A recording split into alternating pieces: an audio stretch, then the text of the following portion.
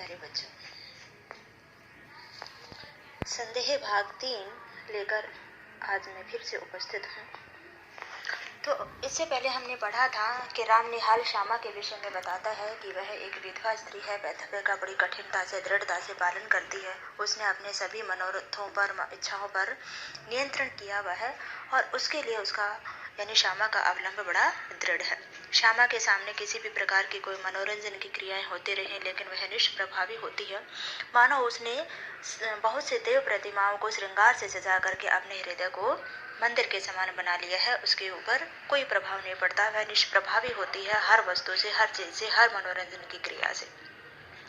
तो यहाँ पर राम निहाल बताता है कि वह नौकरी की तलाश में या छोटा मोटा व्यवसाय करने के लिए भिन्न भिन्न प्रदेशों में घूमता रहता है। इससे पहले कई घरों में वह रहता आया है किराएदार के रूप में, लेकिन जब से वह श्यामा के घर में रहने लगा है, उसे लगा कि वास्तव में उसे घर मिला है, यानी यहाँ पर उसे अपनापन सा लगा। वह कहता है कि जब से उसने संसार को जाना है वह घर से रहित है, अर्थात वह अनाथ है, उसका कोई नहीं है। उसके पास में थोड़ा सा सामान है जो उत्तराधिकार के रूप में मिला हुआ है, यानी धरोहर उसका क्या है, केवल सामान, थोड़ा सा सामान और संदूक, जिसे वह अपनी पीठ पर लाद करके घूमता रहता है। यानी एक स्थान से दूसरे स्थान पर वह नौकरी के लिए भटकता रहता है। जिस तरह कंजर जाति के लोग एक स्थान से दूसरे स्थान जाकर के अपना डेरा बसा लेते हैं, टट्टू पर लादे हुए सामान अपनी गृहस्थ, यानी उनका थोड़ा बहुत सामान होता है जो गधों पर लाद करके वे कहीं पर भी अपना बसेरा बना लेते हैं। तो आज हम इससे आगे बढ़ते हैं। ये मैंने इसलिए दोहराया ताकि आपको कहीं कोई संदेह ना रहे।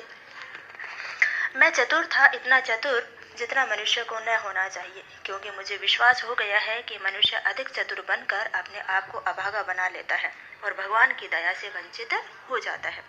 मेरी महत्वाकांक्षा, मेरे उन्नतिशील विचार मुझे बराबर दौड़ाते रहे। मैं अपनी कुशलता से अपने भाग्य को धोखा देता रहा, यह भी मेरा पेट भरता रहा। कभी कभी मुझे ऐसा मालूम होता कि यह दाव बैठा कि मैं अपने आप पर विजयी हुआ और मैं सुखी होकर, संतुष्ट होकर चैन से संसार के एक कोने में बैठ जाऊंगा, किंतु वह मृग मरीचिका थी। यहाँ राम निहाल बताता है कि मैं बहुत चतुर था और इतना चतुर मनुष्य को नहीं होना चाहिए, क्योंकि ज्यादा चतुर बनने से मनुष्य ईश्वर की दया से वंचित हो जाता है। राम निहाल के विषय में बताया गया है कि वह उन्नतिशील विचारों का है, महत्वाकांक्षी है, बड़ा बनना चाहता है, इसलिए वह दर दर घूमता रहता है। उसे लगता है कि वह अपनी कुशलता से भाग्य को धोखा देता रहा, परंतु भाग्य तो आगे आता रहता है, आड़े आता रहता है, लेकिन वह किसी तरह अपना पेट भरता रहा। उसे लगता था कि वह संतुष्ट होकर के चैन से संसार के कोने में बैठ जाएगा, परंतु उसकी यह संतुष्टि पाने की इच्छा मृग मरीचिका सिद्ध होती है। मृग मरीचिका हम उस इच्छा को कहते हैं जो कभी भी पूर्ण नहीं होती है, यानी इच्छाएं बढ़ती रहती हैं, एक समाप्त नहीं हुई कि दूसरी उत्पन्न हो जाती है। मृग मरीचिका यानी जैसे कि रेगिस्तान में कोई मृग, कोई हिरण पानी की तलाश में भटकता रहता है और उसे कड़ी धूप में, रेगिस्तान में कड़ी धूप में दूर से रेत भी चमकता हुआ दिखाई देता है, लगता है कि वहाँ पानी है। जब वहाँ दौड़ करके जाता है तो फिर से वह प्यासा ही रह जाता है, यानी उसकी इच्छा पूर्ण नहीं हो पाती है। ठीक उसी प्रकार मनुष्य की ये सभी इच्छाएं मृग मरीचिका के समान सिद्ध होती हैं, क्योंकि हम सोचते हैं कि हम खुश हो जाएंगे, संतुष्ट हो जाएंगे, लेकिन हमारी एक इच्छा पूर्ण होती है तो दूसरी इच्छा उत्पन्न हो जाती है। आगे बढ़ते हैं। मैं अब तक जिनके यहाँ नौकरी करता रहा वे लोग बड़े ही सुशिक्षित और सज्जन हैं, मुझे मानते भी बहुत हैं। तुम्हारे यहाँ घर का सा सुख है, किंतु यह सब मुझे छोड़ना पड़ेगा ही। इतनी बात कहकर राम निहाल चुप हो गया। हमने इससे पहले पढ़ा था कि राम निहाल श्यामा के घर में है और वह अपना सामान बांध रहा है और वह रोए जा रहा है, क्योंकि उसे श्यामा का घर छोड़ करके जाना पड़ रहा है। मैं आपको बता दूं कि यहाँ जिक्र कर दूं कि श्यामा के प्रति राम निहाल के मन में एक तरफा प्रेम होता है। वह श्यामा को मन ही मन चाहता है, मन ही मन प्रेम करता है, लेकिन वह उसके सामने नहीं कह पाता है, उसको वह सब कुछ नहीं बताता है। अब जब यहाँ श्यामा के घर को छोड़कर वह जा रहा है तो उसे बड़ा दुख हो रहा है। तो वह बताता है कि इससे पहले जहाँ पर वह नौकरी करता था, इससे पहले वह ब्रज किशोर के यहाँ काम करता था, तो उसके विषय में बताता है कि वह पढ़ा लिखा है, सज्जन है और राम निहाल के प्रति स्नेह भी रखता है, सम्मान भी करता है। लेकिन अब जब से वह श्यामा के घर आया है तो उसे अपनापन सा लगा है, यानी जितना श्यामा के घर में उसे अपनापन मिला है उतना कहीं और नहीं मिला है। तो यह कहते कहते वह चुप हो जाता है। अच्छा, तो तुम एक काम की एक बात न कहोगे, व्यर्थ ही इतनी। तो श्यामा कहती है कि भाई तुमने काम की एक बात नहीं किया, आखिर रोने का कारण क्या है? ठीक है, काम की बात नहीं बता रहे हो, तुमने पूरी राम कथा यहाँ पर बता दी है। श्यामा और कुछ कहना चाहती थी कि उसे रोक कर राम निहाल कहने लगा, मैं तुमको अपना शुभ चिंतक, मित्र और रक्षक समझता हूँ, फिर तुमसे न कहूँगा तो यह भार कब तक होता रहूँगा। यानी श्यामा उसे कुछ और भी बताना चाहते थे, लेकिन राम निहाल बीच में ही रोक करके उसे कहता है कि भाई श्यामा उसके लिए एक रक्षक के रूप में है, संरक्षिका के रूप में है, मित्र के रूप में है, शुभ चिंतक के रूप में है। तो यदि अपने मन का बोझ उससे नहीं कहेगा तो वह किससे कहेगा?